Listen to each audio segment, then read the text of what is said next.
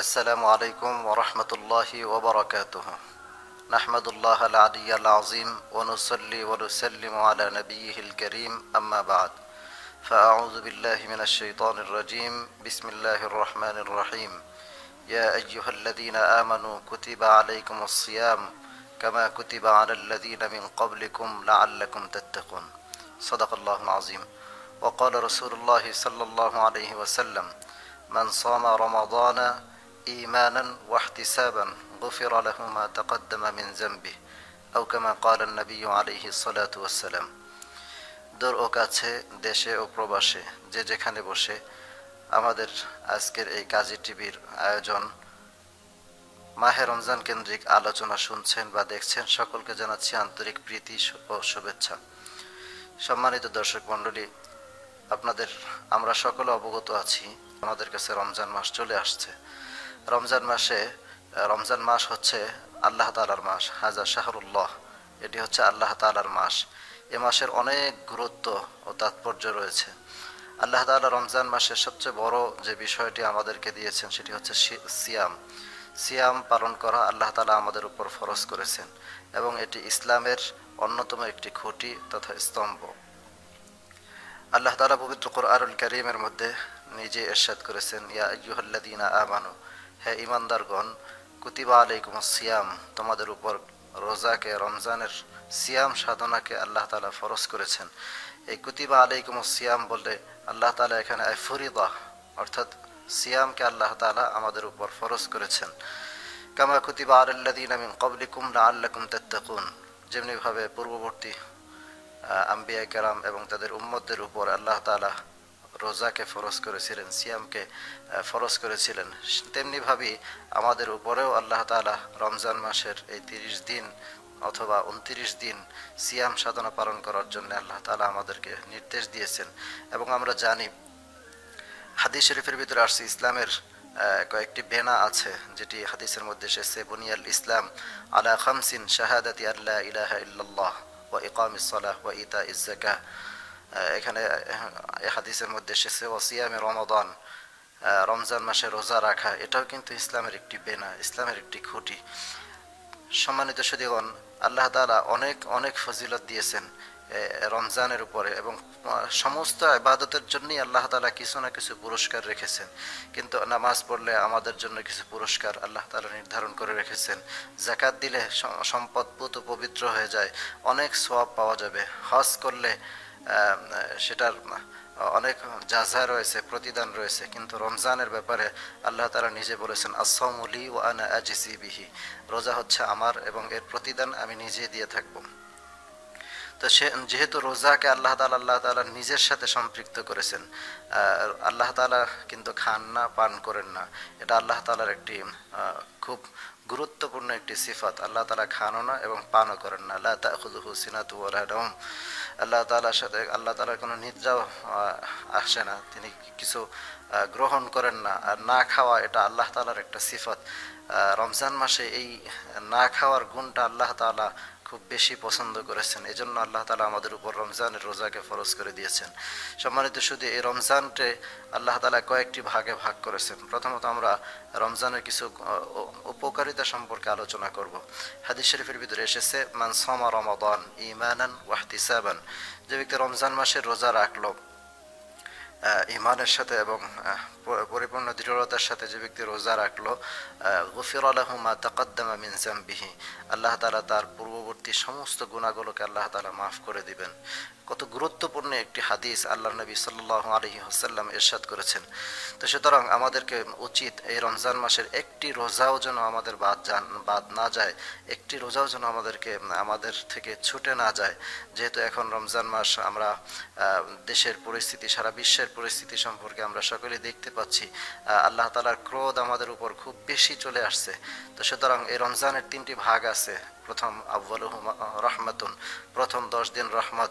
আসুন আমরা এই প্রথম 10 দিনের রোজা রেখে সিয়াম সাধনা পালন করে আল্লাহ তাআলার রহমতকে কেড়ে নেই। আল্লাহ তাআলার রহমত যদি আমরা নিয়ে নিতে পারি, হয়তো আল্লাহ তাআলা এই রহমতের ওসিলায় এই পৃথিবী থেকে বিশাল বড় বড় মহামারী আল্লাহ তাআলা তাড়িয়ে দিবেন। এরপরে দ্বিতীয় হচ্ছে ওয়া আওসাতুহু মাগফিরাহ, দ্বিতীয় হচ্ছে মাগফিরাত, অর্থাৎ আল্লাহ তাআলার ক্ষমা। আমরা যদি প্রথম রহমতের রোজাগুলো রাখতে পারি, হয়তোবা আল্লাহ তাআলা আমাদেরকে মাফ করে দ্বিতীয় 10 দিনের সিয়াম সাধনা পালন করার কারণে আল্লাহ তাআলা হয়তোবা আমাদেরকে মাফ করে আল্লাহ তাআলার জান্নাতি বান্দাদের খাতায় আমাদের নামগুলো লিখিয়ে দিবেন। ওয়া আখিরুহু ইতকুম মিনান নার, আর সর্বশেষ যে বিষয়টি হচ্ছে তৃতীয় ধাপে আল্লাহ তাআলা বান্দাদেরকে মাফ করে করে আল্লাহ তাআলা জান্নাতি বান্দা বানায় দিবেন। জাহান্নাম যার ঠিকানা থাকবে, যে ব্যক্তি গুনাহ করতে করতে জাহান্নামী হয়ে যাবে, ওই জাহান্নামী বান্দাদেরকে আল্লাহ তাআলা মাফ করে করে জান্নাতি বান্দাদের খাতার মধ্যে তাদের নাম লিখিয়ে দিবেন। তো এই রমজান মাসটি আমাদের কাছে অনেক গুরুত্বপূর্ণ, অনেক কিছু আমাদের জন্য নিয়ে এসেছে। বিশেষ করে রমজান মাসে একটি ইবাদত যদি আমরা করতে পারি, তাহলে হাদিস শরীফের ভিতরে আসছে একটি নফল ইবাদত করলে আল্লাহ তাআলা একটি ফরজের সমান সওয়াব আল্লাহ তাআলা আমাদের আমলনামার মধ্যে দিয়ে দিবেন। পক্ষান্তরে একটি ফরজ যদি কেউ আমল করে, তাহলে আল্লাহ তাআলা তার আমলনামায় কিন্তু প্রায় 70টি ফরজ অন্য সময় আদায় করলে যে পরিমাণ সওয়াব হতো, রমজান মাসে একবার ওই ফরজটি আদায় করলে কিন্তু আল্লাহ তাআলা 70টি ফরজের সওয়াব তার আমলনামায় দিয়ে দিবেন। তো দেখা যাচ্ছে রমজান মাস খুবই গুরুত্বপূর্ণ একটি মাস, এবং আল্লাহ তাআলা নিজে গর্ববোধ করে বলেছেন হাদা শাহরি, এটা হচ্ছে আমার মাস, এটা হাদা শাহরুল্লাহ, আল্লাহ তাআলার মাস। তো আল্লাহ তাআলার মাসকে আমরা যদি কাজে লাগাই, আল্লাহ তাআলা হয়তোবা বাকি 11টি মাস আমাদেরকে তার ইবাদতের জন্য কবুল করে নেবেন। হয়তোবা বাকি 11টি মাস আমরা আরো বেশি বেশি করে আল্লাহ তাআলার কাজ করতে পারবো, গুনাহ থেকে মাফ থাকতে পারবো, এবং এই রমজান মাসের 1 মাসের ইবাদতের ট্রেনিং দিয়ে আমরা বাকি 11 মাস আল্লাহ তাআলার গোলামিতে সবচেয়ে বেশি কাজে লাগাতে পারবো। আর আল্লাহ তাআলার গোলামি এটি হচ্ছে এমন একটি গুণ, যে গুণটি দ্বারা আল্লাহ তাআলা বান্দাকে খুব কাছে নিয়ে আসেন। আল্লাহ তাআলাকে, আমরা তো হচ্ছি আল্লাহ তাআলার গোলাম, আল্লাহ তাআলার বান্দা। আল্লাহ নিজে তার গোলামের পরিচয় দিয়ে আল্লাহ বলতেছেন ওয়া ইবাদুর রহমান, রহমানের বান্দা। আল্লাহ তাআলা কিন্তু রহমানের বান্দা বলে আমাদেরকে স্বীকৃতি দিচ্ছেন, তার বান্দা বলে আমাদেরকে ডাকছেন। দেখেন, আল্লাহ তাআলা কাউকে যদি বান্দা বলেন, কাউকে যদি গোলাম বলেন, সেটা কিন্তু অনেক বড় বিষয়। আমি সারা জীবন আল্লাহ তাআলার ইবাদত করে যাব, আল্লাহ তাআলাকে দাসত্ব করে যাব, গোলামি করে যাব, কিন্তু আমি সারা জীবন বলবো আমি আল্লাহর গোলাম। কিন্তু আমাকে বুঝতে হবে, আমি কি আমার ইবাদত দিয়ে, আমি কি আমার চলাফেরা, আমার সব কিছু দিয়ে, আমার চরিত্র দিয়ে কি আল্লাহ তাআলার গোলামির পরিচয় দিয়েছি? আল্লাহ তাআলা কি আমাকে তার গোলাম হিসাবে মেনে নিয়েছেন, তার বান্দা হিসাবে মেনে নিয়েছেন? সেটা হচ্ছে দেখার বিষয়। তো সুতরাং আমরা বেশি বেশি ইবাদত বন্দেগী করব এই মাহে রমজানের এই একটি মাস। সিয়াম সাধনা, নামাজ, রোজা, তেলাওয়াত, জিকির, ফিকির, এই সমস্ত ইবাদত দিয়ে আমরা এই গোটা মাসটাকে ভরে নেব। হয়তোবা আল্লাহ তাআলা এই একটি মাস ইবাদতের বিনিময়ে আমাদেরকে জান্নাতের পথ সুগম করে দিবেন, সহজ করে দিবেন। আল্লাহ তাআলা এই রমজান মাসে আরো অনেকগুলো বিষয় আমাদের খুব গুরুত্বপূর্ণ, বিশেষ করে সাদাকাতুল ফিতর, দান সদকা, এরপরে যাকাত আদায় করা। অনেকেই আমরা রমজান মাসে দিয়ে থাকি, রমজান মাসে দান করে থাকি, খুব বেশি বেশি দান করব। এই মাসে একটি দান অন্য মাসে হয়তো বা 70টি দানের সওয়াব হতে পারে। তো সুতরাং আমাদেরকে এই বিষয়গুলো খুব বেশি খেয়াল করতে হবে। আরেকটি বিষয় হচ্ছে রমজানের শেষ 10 দিন ইতিকাফ করা মসজিদের মধ্যে, যার যার এলাকায় যে মসজিদে। যেহেতু এখন দেশের পরিস্থিতি যদি ভালো দিকে না যায়, তাহলে হয়তো বা আমাদেরকে ঘরে বসে ইতিকাফ করতে হবে। আমরা ইতিকাফ করব রমজানের শেষ 10 দিন, চেষ্টা করব ইতিকাফ করতে। যদি ইতিকাফ করতে পারি, তাহলে অবশ্যই আমরা কিয়ামুল লাইল পাবো, লাইলাতুল কদর তালাশ করতে পারবো। আমাদেরকে লাইলাতুল কদর পাওয়ার খুব সুন্দর একটা সুবিধা।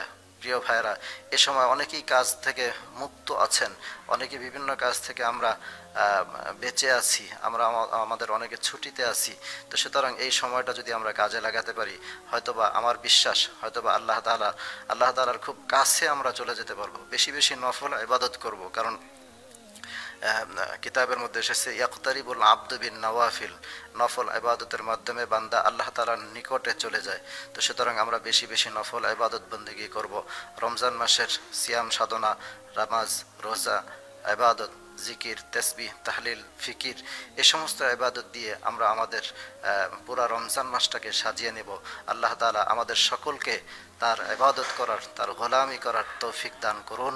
সকলকে জানাচ্ছি আন্তরিক শুভেচ্ছা এবং সকলে রমজান মাসের সিয়াম সাধনা পালন করবেন এ আশা ব্যক্ত করে আজকের এই আলোচনা শেষ করছি। আসসালামু আলাইকুম ওয়া রাহমাতুল্লাহি ওয়া বারাকাতুহু। সত্যের সন্ধানে সব সময় সবখানে কাজী টিভি।